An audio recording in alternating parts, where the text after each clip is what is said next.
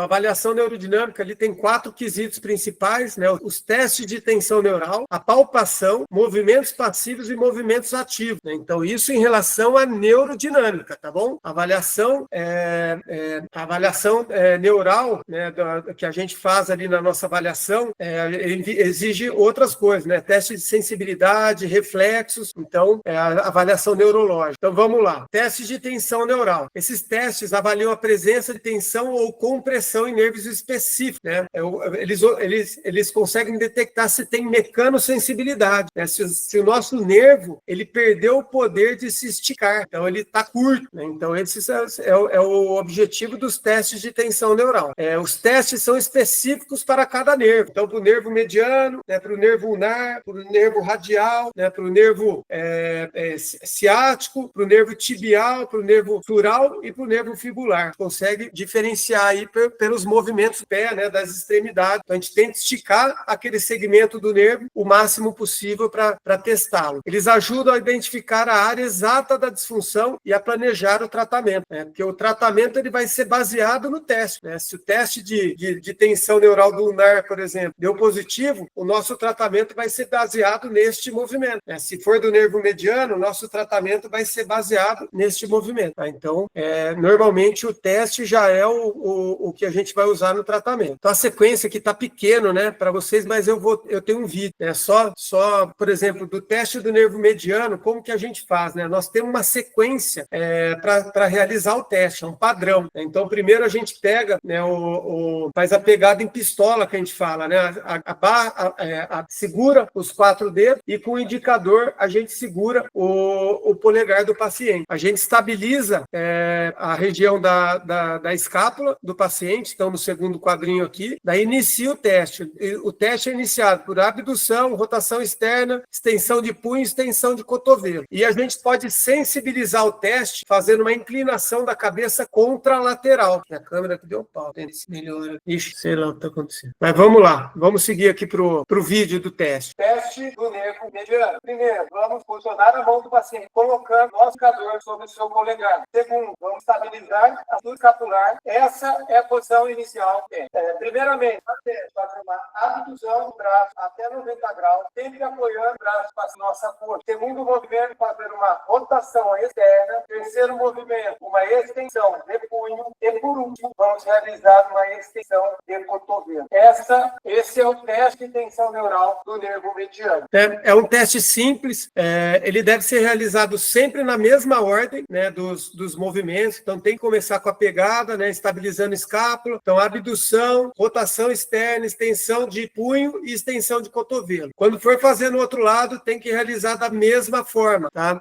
Para não dar diferença no teste aí. E sempre lembrando, né, manter a 90 graus, o ombro estabilizado. Então tudo isso faz a diferença aí no final, que é fazer o teste de forma ou na ordem diferente vai dar diferença no resultado, tá bom? Aí vocês vão pensar que está tendo uma diferença entre os lados e pode não estar ocorrendo isso. Então, do teste do nervo ulnar, então já vou passar para o vídeo aqui, já que os slides estão pequenininhos aí. Teste do nervo ulnar. Nós vamos posicionar a mão do paciente em pronação. Nós vamos estabilizar a cintura escapular desse paciente. E esta é a posição inicial do teste. Nós vamos iniciar o teste fazendo uma abdução mais ou menos a 90 graus, uma rotação externa de braço, sempre apoiando o braço do paciente em nossa coxa. Terceiro movimento, nós vamos fazer uma extensão de punho e, por último, nós vamos fazer uma flexão de cotovelo, aproximando a mão do paciente. Esse é o teste de tensão neural do nervo ulnar. Boa.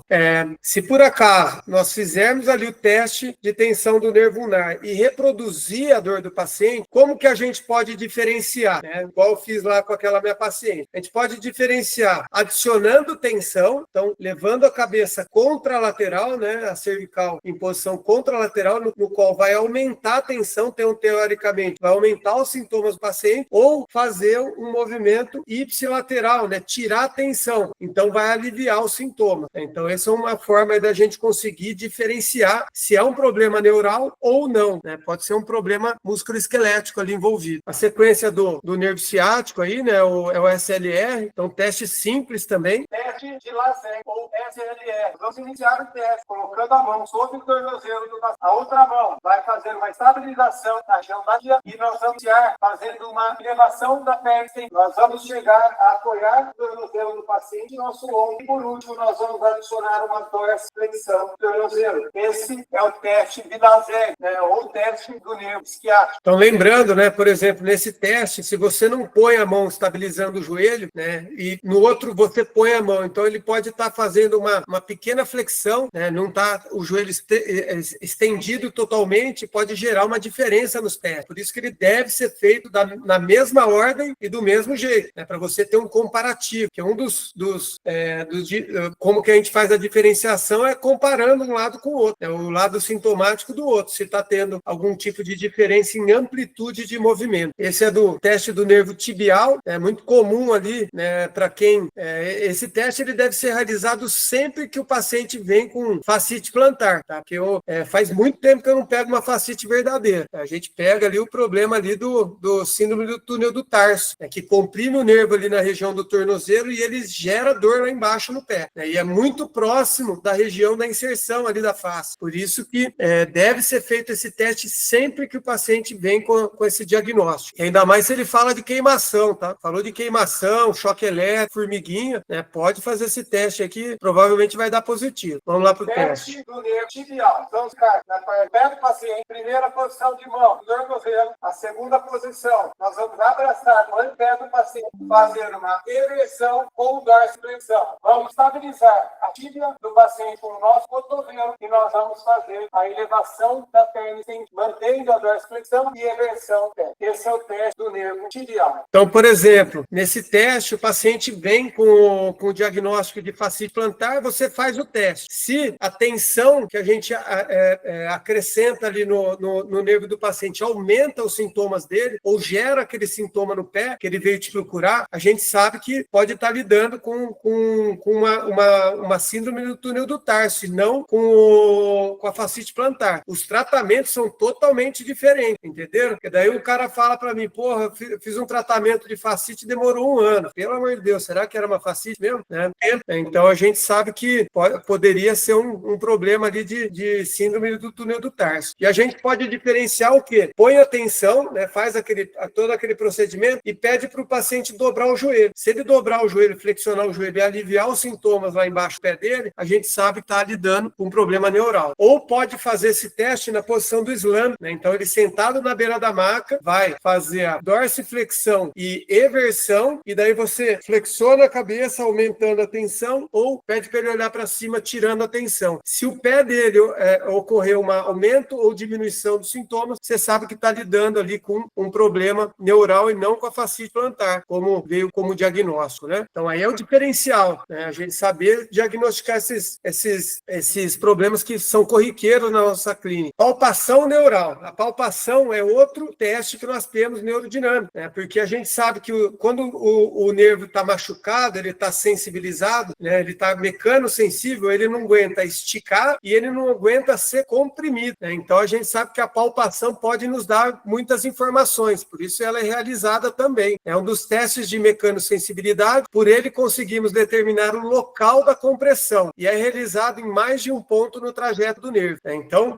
você pega o trajeto do nervo e vai palpando ele em alguns pontos, né, para saber se tem um local exato da compressão ali no membro superior, por exemplo, ou se o problema está ocorrendo lá na raiz nervosa, né? Então a gente sabe se o problema é na raiz, nós vamos tratar ali pela cervical, mas se o problema é na região aqui no meio, por exemplo, a síndrome do túnel do carpo, né, a gente vai ter que tratar a interface aqui, que é o ligamento transverso. Então, por exemplo, do nervo mediano, a gente pode palpar aqui ao lado do palmar longo, né, na região do cotovelo aqui ao lado, na parte interna da inserção do bíceps. A gente pode palpar ele também no sulco do bíceps aqui, a gente consegue palpar em vários pontos, né? Aqui no sulco do deltoide, a gente consegue palpá-lo, e entre o primeiro e o segundo escalenos aqui, que é onde sai o plexo braquial. Então a gente consegue palpar ele em todos esses pontos aí. O fibular, a gente consegue palpar ali logo abaixo da cabeça da fíbula e ali no pé, né, do dorso lateral do pé. Ele fica bem exposto ali, a gente fazendo a palpação e gerando aumento de sintomas, a gente sabe que o problema está nesse nervo. Os movimentos passivos, né, então eles são utilizados, né, mostram referências de amplitude de movimento suportadas pelo nervo testado. E os movimentos ativos mostram mostram referências de amplitude de movimento e se há um componente de compressão neural. A compressão do músculo sobre o nervo, por exemplo, numa síndrome do piriforme, né? Então, a gente pede para o paciente mostrar como que dói. Esse é um movimento ativo. Então, tão importante aí para a gente saber se os músculos estão envolvidos aí nesse tipo de compressão. Agora, vamos falar um pouquinho sobre a diferenciação. Cara, não sei porque minha câmera está desse jeito. Eu tô meio estranho aí para vocês? Sim, tá roxo. Campinas, né? Campinas é meio lilás, assim, brincando, mas eu não sei o que está acontecendo com essa câmera. É a segunda vez que acontece, tá com pau. Deixa eu desligar e ligar de novo. Vixe, segurança do sistema. Ah, voltou. Opa, só apagar um pouquinho que ele volta. Pelo menos aconteceu agora. Vamos lá. Diferenciação, tá, gente? A diferenciação é uma parte muito importante da neurodinâmica e eu vou passar para vocês aqui.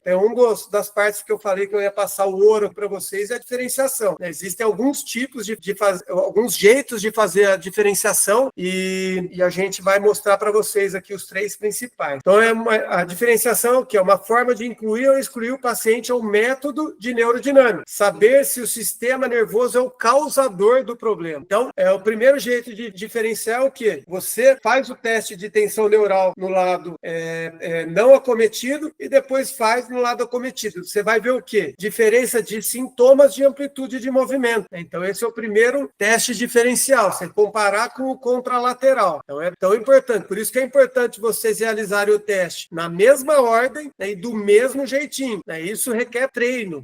Não é de um dia para o outro que você vai conseguir fazer tudo bonitinho, ajustadinho. Requer você estar treinando, né? É a curva de aprendizado, né? Para vocês estarem realizando sempre igualzinho os testes. Agora, utilizando o movimento cervical. Né? Então, essa aqui é uma paciente minha. Ela é jogadora de handball e apareceu na clínica com diagnóstico de síndrome do túnel do carpo. Daí, quando eu comecei a fazer a avaliação dela, eu já vi que não é. Daí, ó, o teste. Né? Aquela mão. Tá doendo o seu punho? Tá? Inclina a cabeça para lá. O que acontece? Dói mais, né? Tá. Mostra aqui pra câmera onde tá doendo. Pode tirar a mão dali. Bem nesse trajetinho. Ah, tá ótimo. Então, quando ela falou onde era a região da dor dela, eu realizei o teste do nervo ulnar e deu positivo. E quando eu tirei tensão, aliviou os sintomas. Coloquei tensão, aumentou os sintomas. Então, esse é um outro jeito de diferenciar o diagnóstico do paciente. Tá? Então, e depois ela me mostrou aqui o trajeto do nervo, né? Para ele ver onde que ela falou, ó, mais lateral, quer dizer, medial, né? Na região ali, é bem a região dolorosa dela. E na palpação também gerava sintomas ali. A diferença do síndrome do túnel do carpo é que ele é mais medial, é o nervo mediano. Então, o teste que vai dar positivo seria o teste do nervo mediano, tá bom? Então, esse é o segundo meio de fazer a diferenciação. Mas agora eu vou dar o terceiro, que é o mais o mais complexo aí, e é um dos benefícios da neurodinâmica, né? Utilizar o membro contralateral para fazer o teste diferencial. Então é o seguinte, vou contar um pouquinho a história desse paciente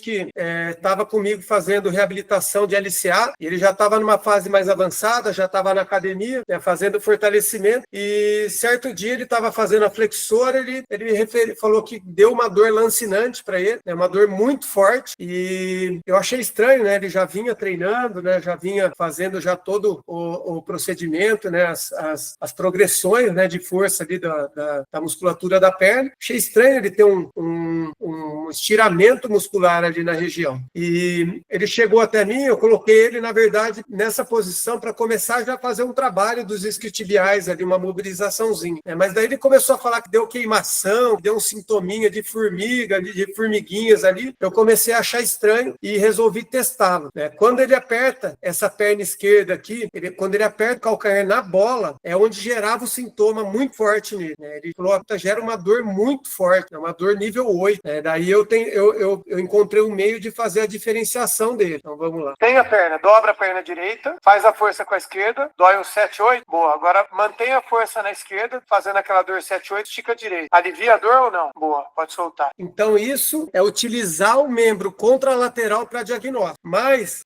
depois eu vou explicar para vocês o que aconteceu ali. Muita gente aí já sabe, né, quem já fez aí a formação, mas quem ainda não sabe eu vou explicar como funciona. O que acontece? acontece? Né? A gente consegue diferenciar se o problema é neural ou não, colocando tensão no contralateral. Tá? Como que funciona o nosso sistema neural? Então, eu tenho minha gravatinha aqui, eu vou até parar de apresentar para tentar explicar melhor para vocês. Então, é o seguinte, o elástico amarelo aqui é a nossa medula. Tá? A perna esquerda do paciente é a que estava com tensão neural. Então, ela estava ali gerando aquela dor 7-8. Olha o que acontece quando eu estiquei a perna direita. Eu estico a direita, ó a esquerda como fica frouxa. Né? Então, é um sistema que a neurodinâmica usa para diagnóstico e para tratamento. Né? Então, se vocês tiverem algum paciente ali na clínica de vocês hoje, né, com sintoma ali radicular, todos aqueles sintomas ali irradiando até o pé, pega o membro contralateral e põe tensão nele. Né? Vocês vão perceber que há uma diminuição dos sintomas. E isso facilita no tratamento. A gente consegue criar uma janela para começar a utilizar exercícios mais avançados com esse paciente. Tá? Então, esse daí é um dos diferenciais, né, da neurodinâmica, né? A utilização do contralateral para tratar o ipsilateral, o que está com problema.